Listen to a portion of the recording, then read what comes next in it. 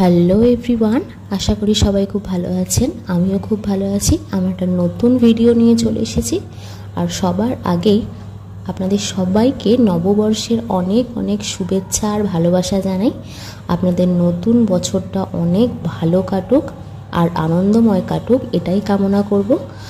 আর আজকে পয়লা বৈশাখ হলেও এই বছরের পয়লা বৈশাখটা আমাদের কাছে একটু অন্যরকম এই কারণেই, কেননা প্রত্যেক বছর পয়লা বৈশাখে আমরা শেওড়াফুলিতে থাকি, সেখানে মেলা হয়, বন্ধু বান্ধব আত্মীয় স্বজনকে নিয়ে খুব সুন্দরভাবে কাটাই। কিন্তু এবছর কর্তার কাজের একটু চাপ থাকায় তাই আমরা শেওড়াফুলি যাইনি, আমার ননদেরাও যায়নি, মানে দিদিরাও যায়নি, কেউই যায়নি আমরা। তাই একটু অন্যরকম কাটছে পয়লা বৈশাখটা। ঠিক যেন মনে হচ্ছে না পয়লা বৈশাখ ফিলটা হচ্ছে না। তো সকালবেলা কর্তা তো বেরিয়ে গেছে ডিউটি, আর আমিও লেগে পড়েছি রান্নার কাজে। আর আজকে বানাচ্ছি পনিরের তরকারি।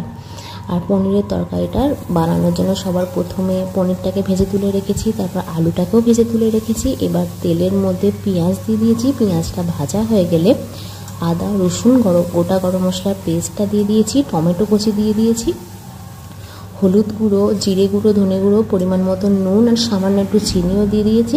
দিয়ে মশলাটাকে খুব ভালো করে কষিয়ে নিচ্ছি। মশলাটা থেকে তেল ছেড়ে এলে এখানে আমি সামান্য একটু কাজু বাদামের পেস্টও দিয়ে দিয়েছি। দিয়ে এবার এটাকেও ভালো করে এর সঙ্গে কষিয়ে নেব। ভালো করে কষানো কমপ্লিট হয়ে গেছে কাজু বাদামটা পেস্টটার সঙ্গে, তেলটাও ছেড়ে এসেছে। এবার এর মধ্যে ওই ভেজে রাখা আলুগুলোকে দিয়ে দিয়েছি। ভেজে রাখা আলুগুলোকে দিয়ে ভালো করে আলুগুলোকে কষিয়ে নেব।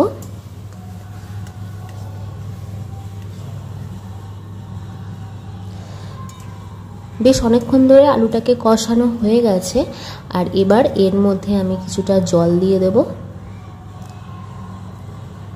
জল দিয়ে এটাকে ঢাকনা দিয়ে মোটামুটি 20 মিনিট মতন সিদ্ধ হতে দেব। যেহেতু ছাঁকা তেলে ভালো করে আলুগুলো ভাজা ছিল, সেই জন্য বেশিক্ষণ সময় লাগবে না সিদ্ধটা হতে, তাড়াতাড়ি হয়ে যাবে। মিনিট 15 পরে আমি খুলেছি, মাঝখানেও খুলেছিলাম দুবার সিদ্ধ হয়েছে কি দেখার জন্য, আর নুনটাকেও চেক করে নিয়েছি। এবার পনিরের টুকরোগুলোকে আমি এর মধ্যে দিয়ে দেব। দিয়ে ভালো করে নেড়ে ছেড়ে মিশিয়ে নিয়ে আবার 5 মিনিটের জন্য ঢাকা দিয়ে আমি এটাকে হতে দেবো। 5 মিনিট হতে দিয়েছিলাম, আর একটু শুকনো শুকনো মতন হয়ে এসেছে। এবার গ্যাসটাকে অফ করে দেব আর নামিয়ে রাখবো পনিরের তরকারিটা। পনিরের তরকারিটা তো আমার রেডি হয়ে গেছে। আমার এই রেসিপিটা আপনাদের কেমন লাগলো অবশ্যই জানাবেন, আর ভালো থাকলে অবশ্যই পাশে থাকবেন। টাটা।